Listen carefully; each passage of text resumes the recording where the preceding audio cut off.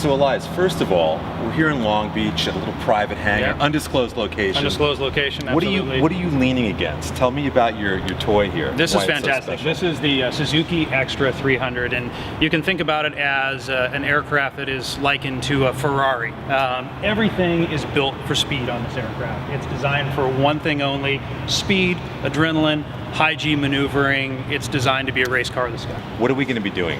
Well, we're going to be turning you into a pilot, I think, is the main trip. I mean, we're going to basically explore as much of aerobatic flight as you're comfortable with. I mean, we're not only going to do some aerobatic flying, but we're going to look at the area where the air show is coming up. We've got the Huntington Beach Air Show coming up on the 21st to the 23rd. We're going to have the top military action. We're going to have planes that are just below supersonic, right over the blue waters. What do you think it is about an air show, especially by the beach, that is so special for people, and why this is something that can't be missed? Such a rare and beautiful combination. I mean, to watch people fly aerobatics, whether it's an airplane like this and we're flying, you know, down to surface level, you know, doing rolls, tumbles, you know, shooting straight up to the sky, or seeing a military jet come by just under supersonic speed. I mean, there's just a certain feeling you get in your heart when you see that. And to be able to do it on the California coastline, I mean, come on, it's pretty much picture perfect. People will be able to meet you in Huntington Beach next week. Yeah, where will you be and what will you be doing? We're going to be there with actually Suzuki, who's supported me since my motorcycle days. We're going to have a full line of Suzuki motorcycles so people can come out, see the new product, see what Suzuki's doing for 2017 before stuff gets into the dealerships, and play a little bit. Excellent. Well, we're looking forward to seeing you in Huntington Beach. It's going to be awesome. Why don't you and I get up in the sky now, and I'll, you know, it's time. Come back in a little while and tell people what that was. We'll come back and debrief. So, journalist, right? Author? Yep. Okay. Add pilot to the resume here in about a few moments? I hope so. Let's have a good time. Thanks a lot, man. So we'll talk about when we're up there. Is this button right here, that little red button on the side, that's the throttle. That's how you talk to me. So that's how I talk to you? Yep, you push that. You have to be pushing that to be able to talk to me. And we'll talk a little bit about these right here. These are a no touch on the canopy here. Right. Because that will eject the canopy. So we don't want to do that because they cost about 20 grand. Okay. Okay. Okay, we're ready to rock and roll.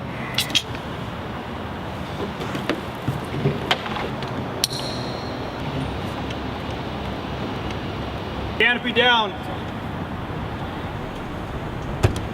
Copy that, 13 after.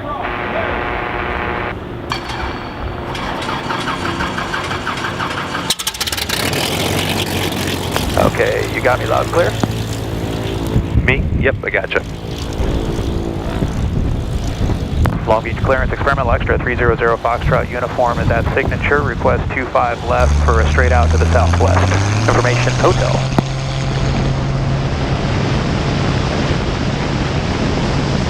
Wow.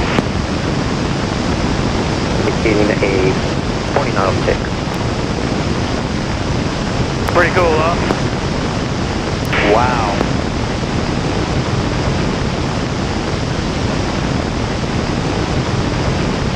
I will make your buddy John jealous. He'll love this.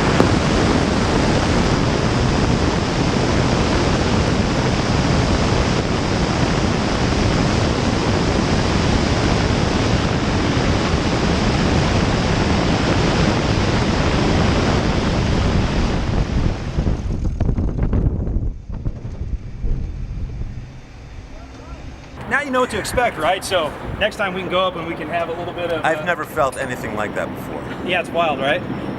All right, so we're post-flight.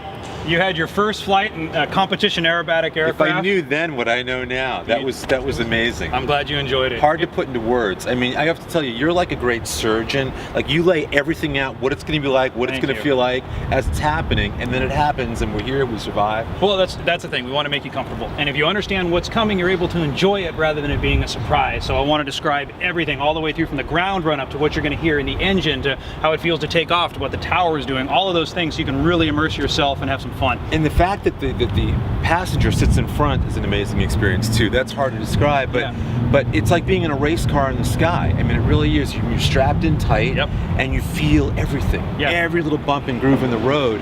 But that just helps you feel like you're in the air. Right? You feel the air. If you take out a race car on the street, it's going to be bumpy. It's going to be uncomfortable. It's going to feel strange. And this is much the same thing. I mean, the air connection, the connection of the plane to the air is so precise. The control movements are so precise. You almost feel like a bumpy race car in the sky, right? There's so little plane around you. Yeah. It's like you're suspended in the sky. Right. I mean, it really is amazing. And the views up there, the way you see it, it's like being a bird. I mean, it really felt like it was a religious experience. I'm glad. Again, you are an amazing guide. Thank you so much. Thank you kindly. We appreciate it. We got to do it again sometime. I hope so, man. All Thank you. The views and the sensation of sitting in the air. Yeah. That's what I loved. That connection to the air up there is so unique. It's hard to describe. You know? What's it like for you as the I'm just sitting there watching. Yeah, yeah. How much concentration? Obviously concentration, but are you enjoying the aesthetic of flying, or are you too locked into the mechanics of it? Yeah, when I'm flying competition for myself, it's exactly flip-flop, and it's very mechanical. I mean, there's probably 150 to 200 points of thought through any sequence, whether it's an airspeed or look left or pull to 7Gs or all of these things. So you don't really have the time to step back and enjoy it until now. It's the same experience as you. Like, you get on the ground after and you're like, that was awesome, right? But when you're in the air, it's a little weird. You're in it, and you're pushing the limits, and you're figuring out things as you go, and then when you get down, you deconstruct it and go, man. By nature, we don't do anything that maxes us out, okay, in competition. We will always go up to a safe altitude. We'll have someone maybe watching from the ground if we're doing anything new. So there's no surprises that we put ourselves through. So I wouldn't say there's any one maneuver that is scary or taxing. What is probably the most taxing mentally is being able to put, you know, a sequence of 12 to 14 intricate maneuvers into a space that looks good for the judges, and to be able to do it in a calm state in a competitive environment, right? So that whole mix of how things come together is the challenge. But single maneuvers, you know, we don't do anything that would scare us or put us at risk. We try to do everything that's planned on the ground, executed in the sky. Well, you're an absolute artist. We're having a lot of fun. It was great taking you up. I love taking someone up in an airplane like this for the first time, because when you land, that smile, I mean, you just can't duplicate it. It's awesome. Thank you so much, man. Thanks, man. Yeah, I appreciate it. We did it. We did it.